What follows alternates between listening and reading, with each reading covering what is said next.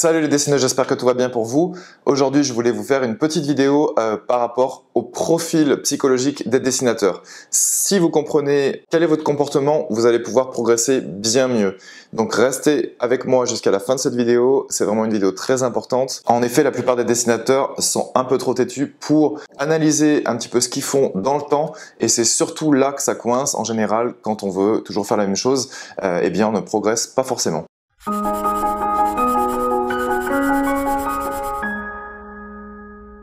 Donc remarquez ce magnifique tableau, j'ai donc classé les qualités des dessinateurs, ces 4 grandes qualités, et je vais vous expliquer un petit peu quelles sont ces qualités et pourquoi il n'y en a que 4 et j'en ai pas mis plus. Et j'ai établi donc 7 profils généraux. On est un petit peu tous probablement dans 2 à 3 cases, mais c'est bien de savoir exactement qu'est-ce qu'il en est. Donc les profils, les 7 profils, c'est le perfectionniste, l'impulsif, l'ultra créatif, l'intermittent, le timide, le bavard et le théoricien. Ça fait 10 ans que je travaille maintenant dans l'enseignement du dessin et je peux vous assurer que ces 7 profils, c'est ceux que je retrouve le plus souvent et je peux à peu près dire qui est quoi. Par exemple, dans mes élèves, je sais qui est perfectionniste, qui est plus timide et qui est ultra créatif par exemple. Donc ça, c'est vraiment important de savoir parce que si vous pouvez connaître finalement vos défauts, vous allez pouvoir vous améliorer beaucoup plus vite. Si vous faites ce travail aujourd'hui, ce travail d'analyse, vous allez pouvoir aller beaucoup plus loin. Par exemple, dans mon cas, je suis perfectionniste, je suis plutôt ultra créatif et je suis théoricien. Donc théoricien, ça vient plutôt de mon enseignement, hein, forcément, c'est mon métier, mais aussi je sais que je suis ultra créatif et perfectionniste à la fois. C'est pas forcément ce qu'il y a de mieux, hein, mais c'est ce que je suis, donc je peux vous le dire. J'ai plein d'idées et à la fois je suis ultra perfectionniste sur ce que je fais. Un peu moins avec le temps, heureusement, parce que c'est ce que j'ai travaillé les dernières années, mais sinon voilà. D'ailleurs, ce genre de vidéo, si j'avais été ultra perfectionniste, croyez-moi que j'aurais jamais fait une vidéo sur un tableau blanc.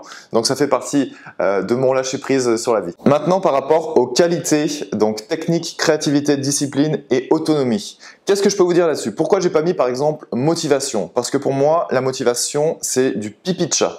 La motivation, c'est quelque chose que vous allez voir un jour et pas l'autre, et c'est pas quelque chose de consistant dans le temps. Donc oui, ça va jouer, mais c'est complètement inconsistant et ça ne fait pas partie d'une qualité. La motivation, c'est un état.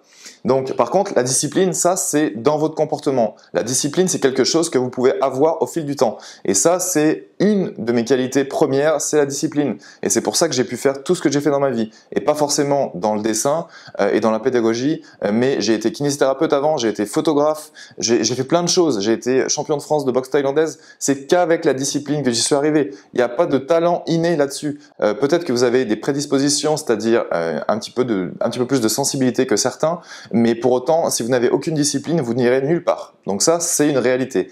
Réalité check, ça c'est fait. Donc concernant la technique, certains de mes élèves qui sont ultra techniques, qui vont beaucoup regarder les vidéos et qui vont mettre en pratique. Donc la technique et la pratique, pour moi, ça va un petit peu ensemble. Quelqu'un qui a beaucoup de technique, c'est quelqu'un qui pratique quand même pas mal. Ensuite, la créativité, ça c'est quelque chose, malheureusement, c'est quelque chose ça fait partie des prédispositions. Il y a des personnes qui ont plein d'idées.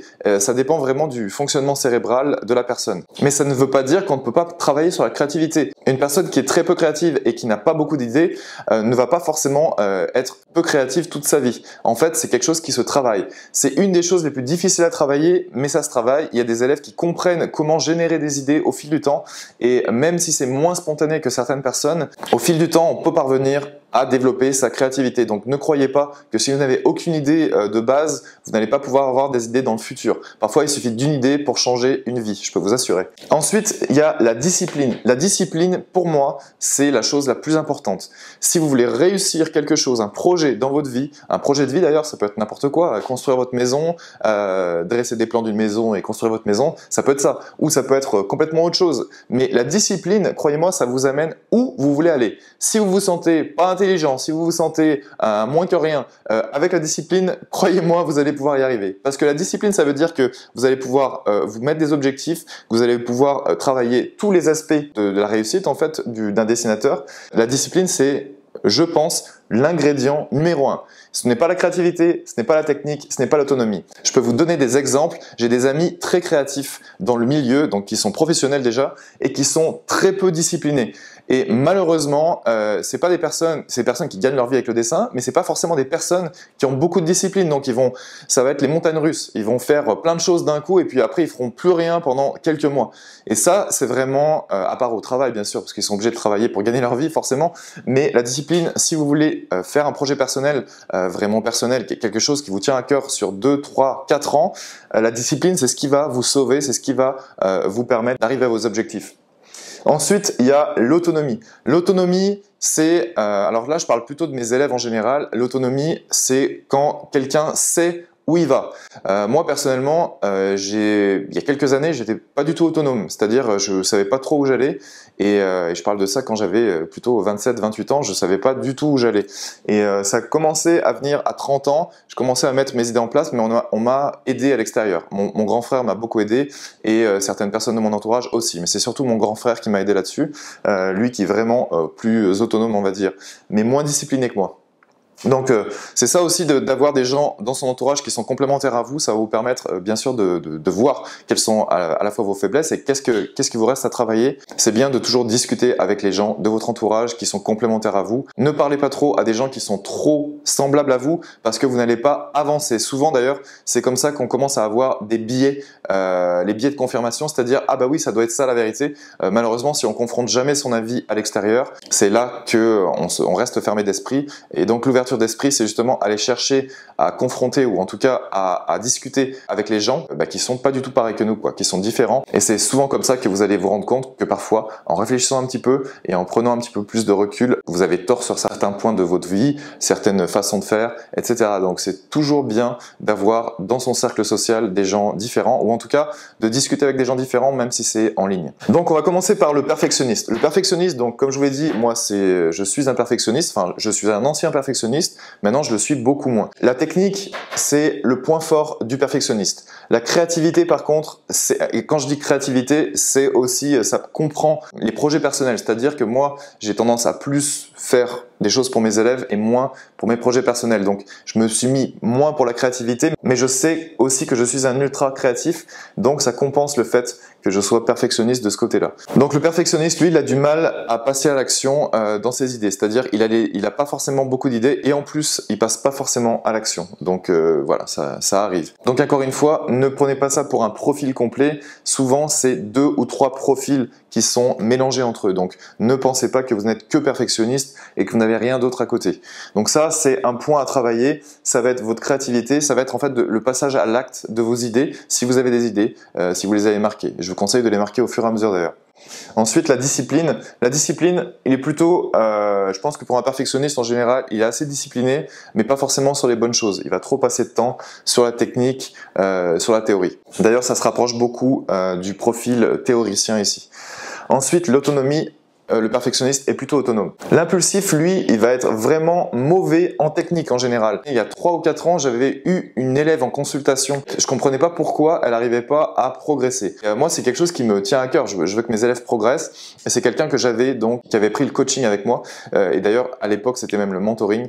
Donc, je l'avais coaché là-dessus. Et on avait déterminé le plus gros de son profil, c'était le profil impulsif. Je l'avais regardé dessiner et elle dessinait toujours la même chose, c'est-à-dire mais très vite. Donc elle était très rapide en vitesse d'exécution, mais au final, c'était pas terrible. C'était pas terrible dans le sens où elle faisait pas de progrès technique. Elle se donnait pas le temps de faire des progrès techniques. Donc l'impulsif, lui, il va souvent avoir des problèmes d'énervement et de manque de patience. Donc ça, si vous êtes dans ce cas-là, vous avez manqué de patience, il faut absolument travailler là-dessus. Et pour moi, la patience, ça s'apprend avec la méditation. Si vous n'êtes pas capable de méditer pendant 10 minutes, c'est que vous avez un gros problème de patience et qu'il va falloir travailler avec la respiration. Et ça vient souvent avec l'anxiété en fait. L'impulsif, c'est un gros anxieux, donc travaillez énormément sur tout ce qui vous apaise, donc comme le sport, les travaux respiratoires et également tout ce qui est méditation. Méditation, ça peut énormément vous aider et je sais que c'est dur pour un impulsif de méditer, mais croyez-moi, c'est vraiment très important de pouvoir se calmer. Ensuite, la créativité, l'impulsif en général, il est assez créatif, mais il fait toujours les mêmes choses. Donc c'est encore une fois, c'est créatif, les idées sont là, mais il va pas forcément arriver à des choses exceptionnelles au niveau du résultat. La discipline, par contre, l'impulsif, il n'est pas très discipliné. L'impulsif, lui, souvent, il va être poussé par le vent. On ne sait pas trop ce qui l'anime, mais il va être très peu régulier. Donc, la discipline, ça fait partie aussi de la régularité. Il faut absolument se fixer des objectifs et aussi savoir comment y parvenir, se donner une deadline, c'est-à-dire un délai, vous faire un calendrier. Qu'est-ce que je veux faire, en combien de temps et quelles sont les étapes pour y arriver. Ça fait partie de la discipline. C'est aussi de l'organisation et de la patience. Pour moi, c'est tout dans le même sac. Discipline, patience et organisation. Ensuite, il y a l'ultra créatif. L'ultra créatif, lui, c'est la technique qui n'est pas très bonne. La technique, en général, c'est son gros défaut. Il prend pas le temps de travailler la théorie et la technique. Donc, il va souvent arriver à des résultats, plein de résultats avec plein d'idées. Donc, il a plein de bonnes idées, mais au final, au niveau technique, c'est pas très joli. Mais on adore ces idées en général. Ça, c'est une bonne chose, bien sûr. Les idées, c'est ce qui font d'un artiste ce qu'il est en général. Mais c'est vrai que sans technique ou avec très peu de technique, on peut pas avoir des résultats exceptionnels et c'est souvent d'ailleurs là-dessus que l'ultra créatif va coincer. Il a du mal justement à avoir un niveau technique suffisant pour faire des choses exceptionnellement esthétiques ou quoi. Donc ce n'est absolument pas grave de faire des choses moyennement esthétiques et qui sont complètement bancales si votre projet principal n'implique pas de grosses techniques. Donc c'est pas un problème si vous avez des petits projets avec des petits dessins qui sont tout plats, c'est pas très grave du tout. Si vous voulez faire par exemple de l'animation avec des plans en 3 dimensions, c'est sûr que là ça va poser problème. C'est pareil pour la mise en volume, c'est pareil pour tout ce qui est couleurs, etc.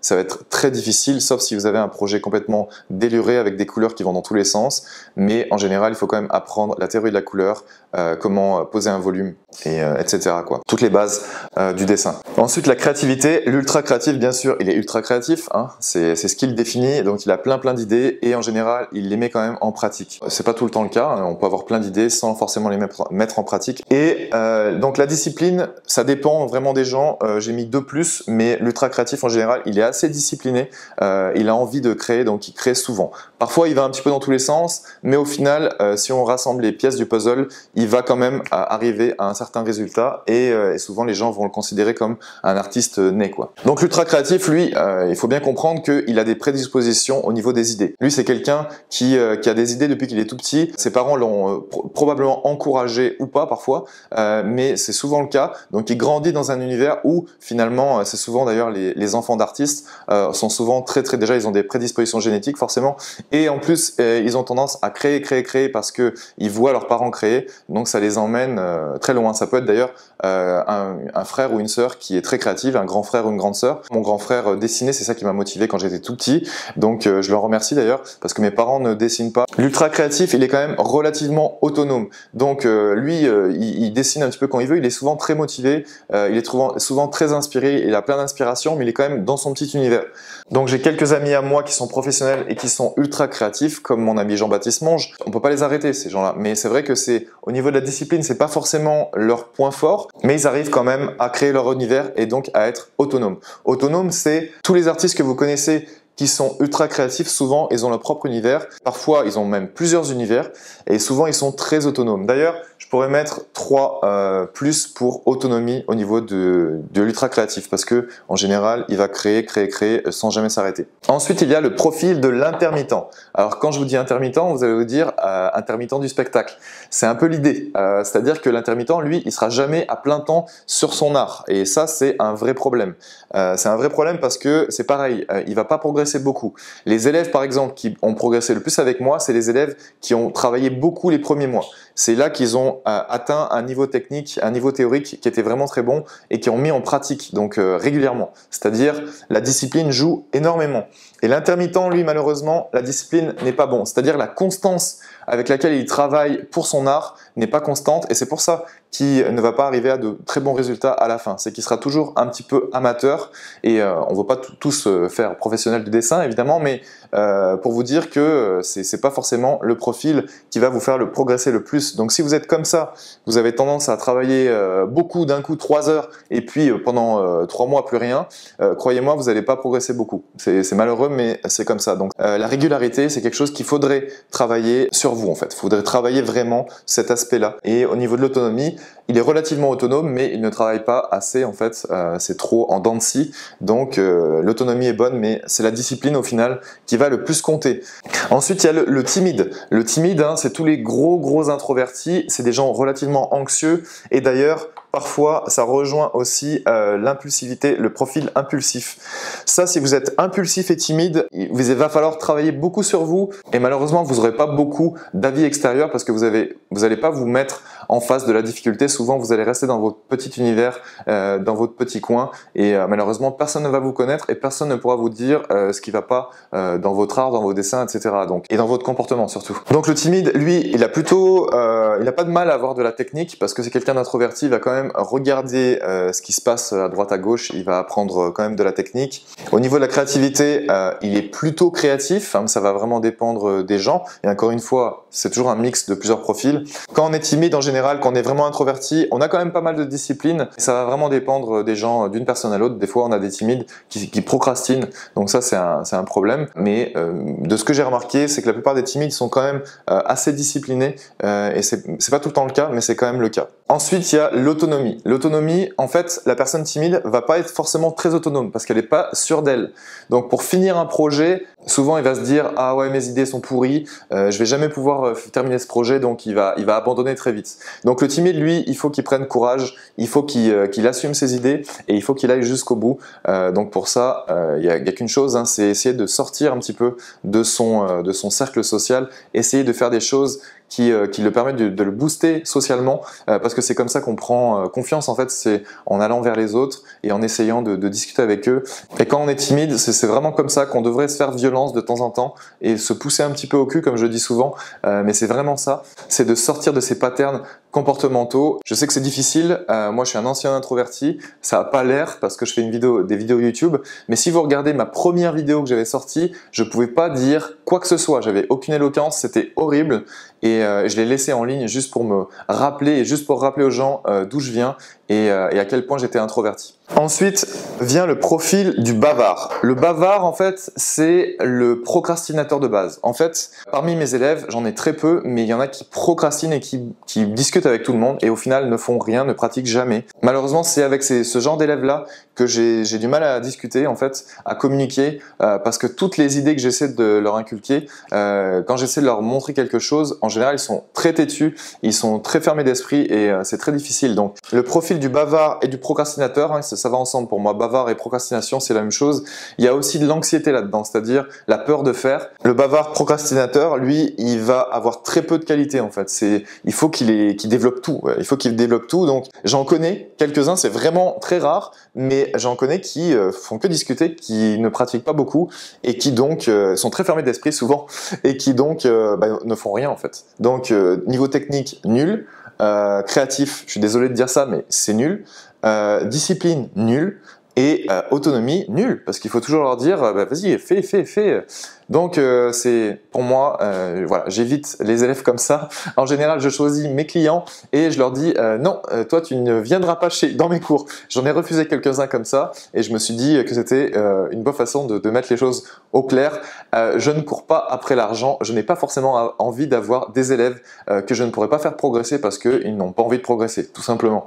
Donc le fait de prendre un cours en ligne, ça ne vous garantit absolument pas de progresser. Et il faut le savoir. Si vous ne travaillez pas sur vous, ça va être très difficile. Ensuite, il y a le théoricien. Le théoricien, ça rejoint un peu le perfectionniste. Le théoricien, souvent, il va bouffer beaucoup de théories, il va regarder tout ce que les artistes font et il va pouvoir s'inspirer de tout ça, il va faire le mix, il va être très bon pour ça. Niveau créatif et niveau finalement pratique, il va pas beaucoup pratiquer. C'est un peu pareil que le perfectionniste et c'est d'ailleurs deux de mes faiblesses ici, c'est que moi la mise en pratique, à part mes projets professionnels, j'ai pas vraiment de projet personnel encore. J'ai beaucoup lutté avec ça les 10 dernières années et j'espère qu'avec le temps ça va arriver, mais en tout cas je fais des efforts là-dessus et j'essaie de me débloquer du temps pour ça, mais c'est pas toujours facile avec le travail. Mais heureusement, j'ai mon côté ultra créatif qui compense et ça, moi j'ai toujours plein d'idées, c'est un peu l'avantage. Donc peut-être que certains d'entre vous sont dans mon cas et dans ce cas-là, votre côté créatif va évidemment pouvoir compenser ces moins ici. Ensuite, le théoricien, il est ultra discipliné. En général, le théoricien, il est très discipliné, mais il est très discipliné que ciblé sur la théorie. C'est ça le problème avec le théoricien, c'est qu'il va essayer de tout comprendre tout le temps, il va analyser tout, mais c'est souvent la mise en pratique qui va poser problème. Donc lui, il faudrait plus de régularité en fait, et il faudrait juste qu'il oriente sa discipline vers la pratique et vers ses projets personnels. Et ensuite, au niveau autonomie, c'est quand même, ce profil-là en tout cas est relativement autonome, il va pouvoir faire sa petite vie créative au long terme, ça va pas lui poser problème de mettre en action. Et c'est pour ça que je lui ai mis discipline plus, c'est que en général la mise en pratique, dès qu'il a décidé de le faire, il va le faire. Donc pour résumer, les profils les plus faibles, c'est le procrastinateur, le bavard. C'est un profil relativement faible et vous voyez qu'il a, je lui ai mis des moins de partout, enfin en tout cas des plus rouges de partout. C'est pas forcément le meilleur profil. Donc si vous êtes dans ce cas-là, croyez-moi, il faut absolument que vous changiez absolument de comportement. C'est le plus important. Ensuite, l'impulsif, c'est pour moi un des profils les plus faibles. Parce que il va avoir du mal à se focaliser 2 minutes sur quelque chose de théorique. Et malheureusement, dans ce cas-là, c'est difficile à la fois d'être créatif, en tout cas, c'est difficile à la fois de faire les choses et à la fois d'améliorer les choses. Niveau esthétique, niveau même technique, c'est très difficile. Donc si vous êtes dans le cas perfectionniste, faites attention parce que vous allez devoir trop vous en demander souvent et vous allez vous dire j'ai pas un assez bon niveau de dessin, je veux peut-être attendre encore quelques années pour avoir un meilleur niveau. Croyez-moi, ce jour-là n'arrivera jamais. Si vous avez un projet personnel, faites-le aujourd'hui. Faites-le aujourd'hui. N'attendez pas. Même si votre niveau de dessin n'est pas suffisant et il sera jamais suffisant pour vous, croyez-moi, si vous voulez faire un projet, commencez-le maintenant et vous allez apprendre avec ça. C'est souvent là que vient la discipline. C'est quand on a un projet, on veut le faire étape par étape et on est obligé d'aller de l'avant. On est obligé de le faire. Donc vous allez vous améliorer beaucoup plus si vous avez un projet personnel. Je vous conseille tout simplement de vous y mettre maintenant. Ensuite, l'ultra créatif. Si vous êtes ultra créatif, vous avez plein d'idées, tout déborde de votre cerveau et c'est tant mieux pour vous parce que vous avez un avantage sur les autres. Malheureusement, vous allez avoir un problème au niveau de la technique. Souvent, vous allez vous dire, la technique c'est pas grave, c'est pas pour moi. Et souvent, les ultra créatifs ont du mal à expliquer la technique. Souvent, c'est des personnes très instinctives. Donc, c'est génial quand on fait de l'art, quand on est instinctif, c'est absolument génial. Sauf que niveau technique, il y a des ultra créatifs qui, au niveau technique, sont toujours au même endroit. Et même si ça les énerve et qu'il y a un moment donné où ils veulent s'améliorer, ils veulent faire autre chose, et en fait ils ont beaucoup de mal parce que c'est des années et des années d'idées dans tous les sens, et finalement ils n'ont pas réussi à se dire ah oui, il faudrait que je travaille des aspects précis, il faudrait que j'analyse en fait où j'en suis en dessin ou en peinture et que je me pose 2 minutes sur la technique. Donc ça arrive beaucoup aux ultra créatifs. Mais évidemment, le reste, pour les ultra créatifs, c'est souvent des artistes qui sont très prolifiques. Malheureusement, c'est pas le cas tout le temps.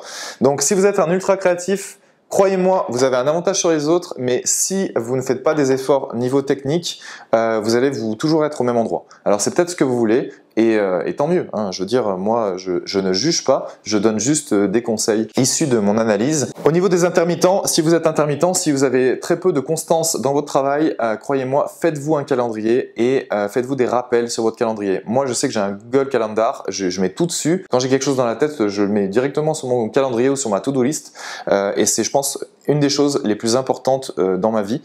Donc ça fait partie de la discipline. Et donc si vous êtes un intermittent, discipline, tout ce qui vous permet de vous organiser, c'est le plus important. Donc si vous êtes intermittent et impulsif, ça va vraiment poser des problèmes au niveau de la technique et de la discipline. Mais encore une fois, c'est un mix de tout, hein. Il peut y avoir de tout. Moi, je vous dis ça parce que j'ai rencontré des gens comme ça. Mais gardez en tête que on a toujours 2 ou 3 profils. On n'est jamais confiné dans un seul profil. Ensuite, le timide, c'est socialement. Socialement, un timide, il faut qu'il fasse du sport. C'est mieux de faire du sport. C'est mieux d'avoir une activité à l'extérieur. Et c'est quelqu'un de très angoissé. Donc, il faut qu'il travaille sur son angoisse. C'est la première chose. Et c'est ce qui souvent détermine sa vie. Tous les éléments de la vie d'un timide, c'est souvent ça qui va déterminer, c'est le fait de sortir de sa bulle. Et je sais que c'est très difficile et souvent, il faut se faire aider de l'extérieur, par un psychologue ou par un ami qui vous encourage, quoi. Et même si vous n'avez pas votre famille qui vous encourage, au moins que vous ayez un entourage qui vous stimule.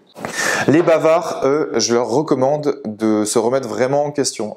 Les bavards et procrastinateurs, remettez-vous en question sur votre organisation, sur vos motivations dans la vie.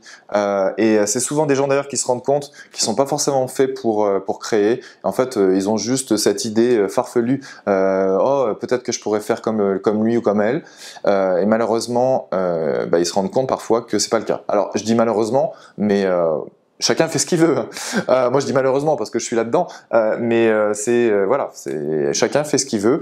Et le bavard, lui, le procrastinateur de base, et encore une fois, on n'est pas que sur un profil, hein, je le répète encore une fois, mais on peut être très bien bavard et à la fois, je dirais, j'en sais rien, ultra créatif. Ça paraît bizarre, mais peut-être qu'il y en a. Il y en a certainement dans la nature, et je ne les connais pas par contre. Et pour finir, on a le théoricien. Le théoricien, lui, eh bien, il faut qu'il travaille absolument sur son côté pratique. Il faut qu'il fasse ses projets personnels, tout comme le perfectionniste, parce que ça se rejoint souvent. Donc là, il faut vraiment... Il a la discipline, il a la technique, mais il faut qu'il soit plus créatif, il faut qu'il fasse ses projets personnels. Donc jetez-vous dans vos projets personnels. Si vous êtes vraiment là de façon dominante dans perfectionnisme et théoricien, jetez-vous dans vos projets personnels. Je le répéterai jamais assez, mais c'est vraiment très important.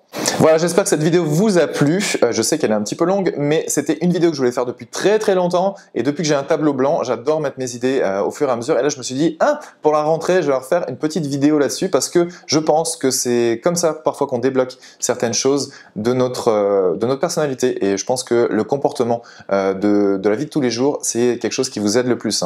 Comme je vous ai dit tout à l'heure, la discipline, c'est vraiment le plus important. Donc voilà, sur ce, je vous laisse. Je vous fais de gros bisous et puis on se retrouve bientôt pour de nouvelles vidéos. J'ai plein d'idées de vidéos pour les prochains mois. Vous allez me voir plus souvent sur la chaîne et sur le blog. Donc je vous conseille de vous abonner à la newsletter, de vous abonner d'ailleurs à la chaîne si ce n'est pas déjà fait. Activez la petite cloche, c'est vraiment important pour que vous puissiez voir les vidéos qui sortent et soit les miennes, soit celles d'Elodie. Et puis sur ce, je vous fais une grosse bise et je vous dis à plus.